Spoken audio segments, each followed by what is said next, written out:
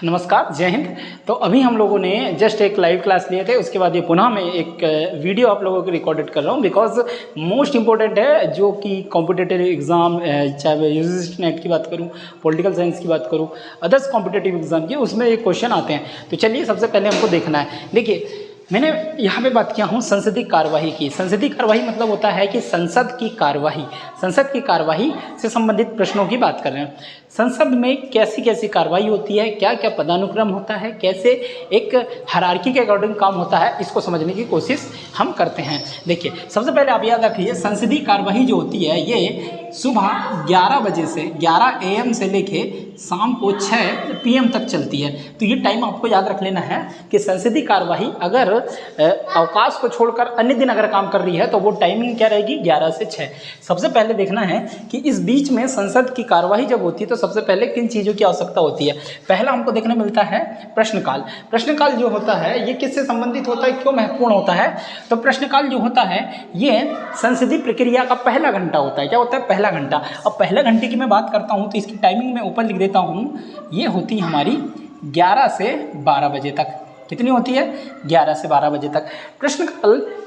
और यही वो टॉपिक है जो कि बहुत महत्वपूर्ण है। देखो, ये रिकॉर्ड करने का वीडियो ये है वीडियो ताकि मैं कम समय में बहुत सारी चीज़ें आप लोगों से शेयर कर सकूं, क्योंकि लाइव लेक्चर में इतनी चीज़ें पॉसिबल नहीं होती है। ठीक, तो इसका टाइमिंग जो होता है 11 से 12 बजे तक होता है। फिर इसके बाद एक और होता है जिसको कहते हैं शून्यकाल। शून्यकाल जो होता है ये 12 बजे से 1 बजे के बीच में होता है, और जो बीच का समय होता है ये लंच होता है। जैसे हम लोग बाबू देखेंगे कि स्कूल में जब बच्चे हम पढ़ने जाते थे तो क्या होता था कि पहला पीरियड जो होता था, है ना, 10 से 11, 11 से 12, 12 के बाद एक होता था टाइम जिसको कहते थे टॉयलेट टाइम। तो बच्चों को यहाँ पे एक समय मिलता था जो कि 10-15 मिनट का होता था। सेम ऐसे ही संसद में देखिए, 11 से 12 में प्रश्नकाल, उसके बीच में थोड़ा समय होगा, उसके तुरंत बाद शून्यकाल चालू होगा। शून्यकाल के बाद बीच में 1 घंटे का समय होता है जिसमें ये भोजन वगैरह की प्रक्रिया में शामिल होते हैं, यानी कि अपना जो लंच है, भोजन है, नाश्ता है, वो इसमें होगा। फिर इसके बाद की जो प्रक्रिया होती है ये होती है हमारी चर्चा प्रस्ताव, जो कि हमको 2 बजे से 6 बजे तक देखने मिलेगा। कब से कब तक? 2 से 6 देखने मिलेगा। अब देखिए हम क्या देख रहे हैं। हमने क्या कि प्रश्नकाल जो होता है, इस प्रश्नकाल पे सबसे महत्वपूर्ण चीज़ें क्या देखने को मिलती है। प्रश्नकाल में सबसे पहली चीज़ देखने को मिलती है कि प्रश्नकाल में जो कार्यवाही होती है इसमें जो प्रमुख होता है वो होता है महासचिव। कौन होता है? महासचिव। और इस प्रश्नकाल में जिस भी व्यक्ति को प्रश्न ढूंढना है, इस प्रश्नकाल में जिस भी बच्चों को ढूंढना है बच्चा बोल दिया, देखो बच्चे हल्ला कर रहे हैं तब, ठीक है। तो क्या बोला कि प्रश्नकाल में जब भी किसी भी प्रश्न को करना है तो हमें अनुमति महासचिव से लेनी पड़ेगी। और ये देखिए इतना शानदार है कि महासचिव से जब भी हमको जानकारी लेनी है तो इसके लिए हमें सबसे पहले 10 दिन पूर्व, यानी कि 10 दिन पूर्व सूचना लेनी होगी। 10 दिन पूर्व सूचना लेनी होगी, ठीक है। 10 दिन पूर्व सूचना लेनी होगी। इट मीन्स कि जब भी हमको अगर किसी व्यक्ति से प्रश्न पूछना है, मान लीजिए कि अगर हमको किसी मंत्री से प्रश्न पूछना है तो सांसद लोग जो होंगे वो महासचिव से ये परमिशन मांगेंगे, या महासचिव ये बोलेगा कि बाबू देखो 10 दिन पहले, 10 से कम नहीं, 10 दिन पहले या 15 दिन पहले ये प्रश्न आपको बताना पड़ेगा, पूर्व सूचना देना पड़ेगा महासचिव से। और महासचिव फिर क्या करेगा कि संबंधित मंत्री को ये प्रश्नों की सूची जारी करेगा, बताएगा कि भाई आपसे संसद की प्रक्रिया में ये प्रश्न पूछने वाले हैं। तो इन सूचना काल में या प्रश्न काल में या सूचना काल कह सकते हैं, इसमें हम देखेंगे कि एक प्रश्न होता है जिसको कहते हैं तारांकित प्रश्न। तारांकित प्रश्न मतलब होता है ऐसे प्रश्न जिसमें स्टार लगा होता है और इन्हें ओरल देना होता है। ओरल मतलब कि मौखिक। कैसा? ओरल मतलब मौखिक। तो तारांकित प्रश्न जिन्हें स्टार प्रश्न या फिर हम कह सकते हैं ओरल प्रश्न, इन प्रश्नों को पूछने के लिए आपको पहली चीज़ तो याद रख लेना है कि ये प्रश्न एक दिन में अधिकतम 20 पूछे जा सकते हैं। कितने? एक दिन में अधिकतम 20 पूछे जा सकते हैं। और एक मेंबर जो होगा वो केवल और केवल 5 प्रश्न पूछेगा। कितने? 5 प्रश्न पूछेगा। सबसे इंपॉर्टेंट बात यह है कि तारांकित प्रश्न जो कि ओरल पूछा गया है, जैसे कि ओरल पूछा गया है, मेरे से पूछा जाएगा कि व्हाट इज़ योर नेम, मैं बोलूँगा भगवत राज। क्या बोलूँगा? भगवत राज। लेकिन एक व्यक्ति ये बोलेगा कि I know your name is Bhagwat Raj but what is the your surname, है ना, व्हाट इज योर सरनेम। तो वो बोलेंगे भाई व्हाट इज योर सरनेम जब बोलेंगे तो यहाँ पे एक पूरक प्रश्न मिल गया। क्या मिल गया? पूरक प्रश्न। पहले देखो मैंने बोला कि एक ओरल प्रश्न पूछे, जैसे मैं बोलूँ कि किसी व्यक्ति ने मेरे को ये बोला कि आज क्या खाए, तो मैंने बोला कि आज मैंने सब्जी और चावल रोटी खाया। पर उस व्यक्ति ने इस प्रश्न से संतुष्टि नहीं मिली, उस व्यक्ति ने क्या बोला कि बाबू ये बताओ कि काय की सब्जी खाए। फिर मैं बोलूँगा कि आलू की सब्जी, ठीक है। प्याज की सब्जी। तो याद रख लेना, तारांकित प्रश्न में पूरक प्रश्न पूछे जा सकते हैं। क्या? तारांकित प्रश्न में पूरक प्रश्न पूछे जा सकते हैं। फिर आता है अतारांकित प्रश्न, इसे कहते हैं हम लिखित प्रश्न, है ना, या अनस्टार्ड प्रश्न, क्वेश्चन, अनस्टार्ड क्वेश्चन या अतारांकित प्रश्न। ये प्रश्न जो होते हैं एक दिन में 230। अब देखो, हमें किसी भी प्रश्न को लिखित में जानकारी मांगना है। मान लीजिए हम पेपर देने गए, हमको कोई लिखित में जानकारी, कोई बोले कि यार मेरे को पढ़ना है लेकिन मेरे पास मटेरियल नहीं है, तो उन्हें पूरी की पूरी PDF दे दिया। क्या दे दिया? पूरी की पूरी PDF दे दिया और बोला ले पगले 200 क्वेश्चन पढ़ ले, 200 क्वेश्चन पढ़ ले, 500 प्रश्न पढ़ ले। तो जब आपको लिखित में कोई जानकारी मिल गई तब वहाँ पे पूरक प्रश्न पूछोगे क्या? नहीं, पूरक प्रश्न नहीं पूछोगे। तो याद रख लेना, अतारांकित प्रश्न एक दिन में 230 पूछे जाते हैं और इसमें पूरक प्रश्न नहीं होते। फिर एक होता है अल्प सूचना प्रश्न। अल्प सूचना प्रश्न का मतलब होता है एक ऐसे प्रश्न, इसे भी 10 दिन पूर्व ही पूछना पड़ता है, लेकिन इसमें एक इंपॉर्टेंट चीज़ क्या है वो समझना।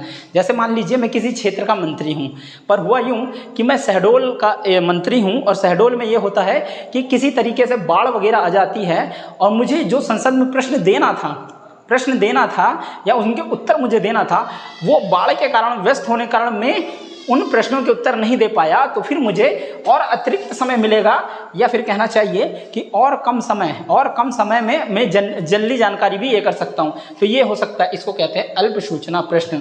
यानी मेरे क्षेत्र में जब भी कोई समस्या होगी तो ये याद रख लेना, तारांकित प्रश्न, अतारांकित प्रश्न, अल्प सूचना प्रश्न। ये जो प्रश्न होंगे इसमें सांसद द्वारा मंत्रियों से प्रश्न किया जाएगा। इस चीज़ को नोट करिएगा, सांसद द्वारा मंत्रियों से प्रश्न किया जाएगा। लेकिन प्रश्न काल में चौथे प्रकार का प्रश्न होता है जिसको कहते हैं गैर सरकारी सदस्य। अभी गैर सरकारी सदस्य का मतलब क्या है कि मैं बोल दूं कि बताओ कि मैं संसद का सदस्य नहीं हूँ, ना विधायक हूँ, ना ही राज्यसभा का सदस्य हूँ, ना ही सांसद हूँ, ना ही कुछ हूँ, और मैं जाके प्रश्न कर लूँ, इसको गैर सरकारी सदस्य नहीं कहते। गैर सरकारी सदस्य का मतलब होता है ऐसा सदस्य जो मंत्री ना हो। क्या ना हो? मंत्री ना हो। तो मंत्री नहीं है तो कौन है भैया? सांसद हो सकता है बाबू, सांसद हो सकता है ना, सांसद हो सकता है। तो गैर सरकारी सदस्य से पूछे जाने वाले प्रश्न। अब ये हो सकता है कि कोई मंत्री मेरे से ये बोले कि राज आप ये बताइए कि आप शहडोल क्षेत्र में इस विधानसभा क्षेत्र के सांसद हो।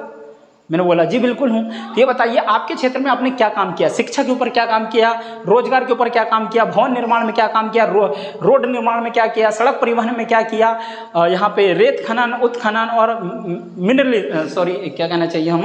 मिनरल्स के क्षेत्र में क्या किया।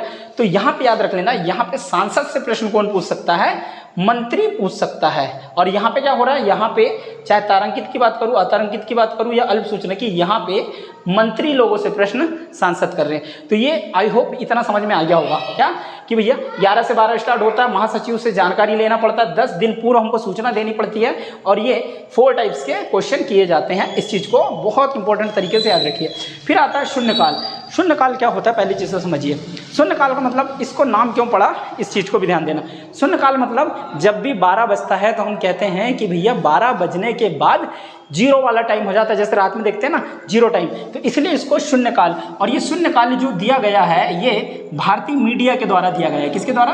भारतीय मीडिया के द्वारा दिया गया है। और कब दिया गया? 1962 में। ये क्वेश्चन बहुत बार पेपरों में आया है। इसकी टाइमिंग क्या होती है?